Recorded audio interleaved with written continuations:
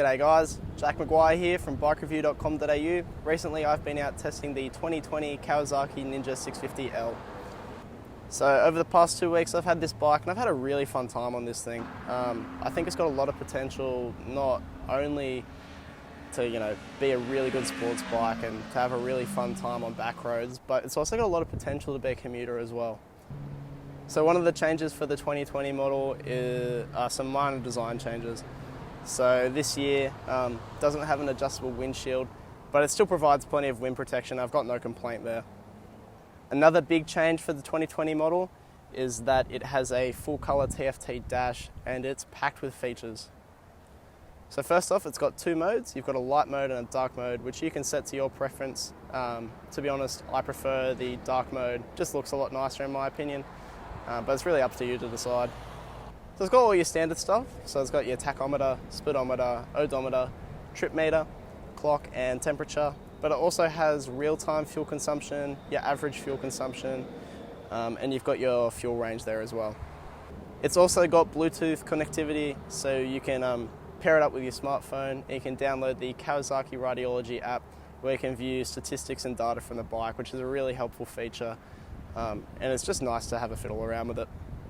So the overall design of the Ninja 650L, it's a really aggressive and mean looking machine that looks a lot more like the bigger Kawasaki bikes.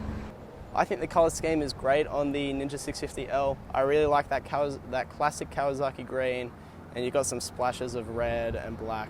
You also got that honeycomb design there, and the big 650 in text there as well, just to let everyone know what you're riding. It's got a nice slim tank. It's an aggressive looking tank, but it's slim and you can really hold on to it nicely when you're taking it down the back roads or if you're just commuting it around town. You've also got nice big 17-inch 5-spoke aluminium wheels, which are really lightweight, and they're painted in black and they've got nice green rim tape as well, which is a nice finishing touch. So on this particular bike, we've got some genuine Kawasaki accessories such as a genuine Kawasaki tank pad and some genuine Kawasaki frame sliders as well, which is, to be honest, if I was a learner rider and looking to buy this bike, it's definitely an investment I would make because, more likely than not, you might throw this bike down the road at some point. So the power plant in the Ninja 650L, it's a parallel twin 649cc motor that produces 37.8 kilowatts of power and 59 newton meters of torque, which I think is plenty for the riding that you're going to be doing. And especially for a learner bike, it's not overwhelming power, but it's still enough to have some fun on back roads and the twisties and whatnot. But it's also quite tame for if you just want to cruise around, maybe commute it around town or the like.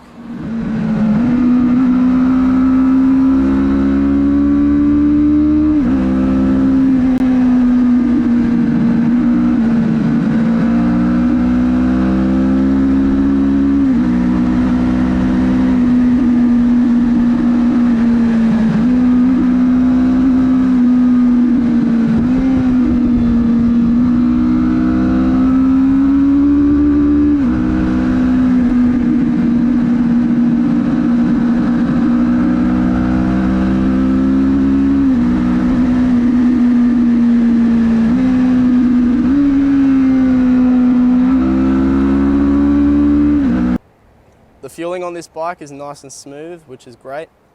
So regardless of if you're, taking it for a thrash on the back roads, or if you're just commuting it around town, that throttle control is just great. I've got no complaints. You can control the throttle really great throughout the corner or in back-to-back traffic.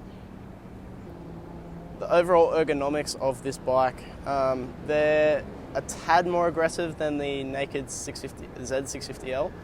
However, if I'm honest, it's not really noticeable. What Kawasaki has done is they've moved the foot pegs up and back a little bit, and they've also got new upper triple clamp handlebars. However, if I'm honest, it's not really a big change at all. It still feels pretty upright and really easy to control, so great for learners. But don't get me wrong, you can still get your knee down on this really easily. It's still a really fun bike to carve up on. I think Kawasaki have got the ergonomics just right, to be honest. It's got great usability and comfort, for whatever you want to do if you're just cruising along. But you've also got it's still got that aggressive nature where you can get your knee on the ground when you want to. The suspension is really good on the Ninja 650L, so you've got plenty of dive on the front forks when you're on the brakes, which is good. It's not overwhelming. And the shock on the rear, it's on the softer side of stiff, which, you know, isn't the best for sporty riding. However, you know, it's not too soft at all, and you probably won't find a problem with it. But it still means it's great for comfort and it's great for daily usability.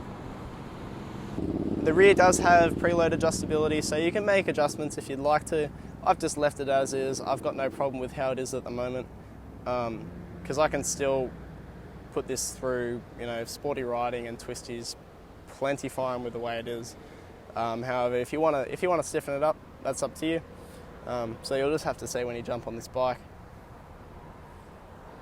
The brakes on this bike are, I've got to say, awesome. I really do like the brakes. So you've got dual front discs up the front, which is great. It's got plenty of cooling ability. I really didn't experience any brake fade. And a good thing about having those adjustable levers is that you can wind it in if you do get some brake fade. So the Dunlop tyres on the Z650L, they're really good. They're really grippy in the dry, which is good. You might get some twitchiness if you get on the throttle nice and early out of a tight corner. But you know, just as long as you know what you're doing, it's easy to control and you've got plenty of grip there. The mirrors, they provide plenty of vision and they fold in, which is great, particularly if you want to lane filter this bike. You've got LED lighting all around, which is great. It provides plenty of vision in even some of the darkest of conditions, and which is great for me because I do a lot of nighttime riding. And design element that Kawasaki included is you've got a X pattern on the rear taillight that lights up, which is just a nice little touch to the bike.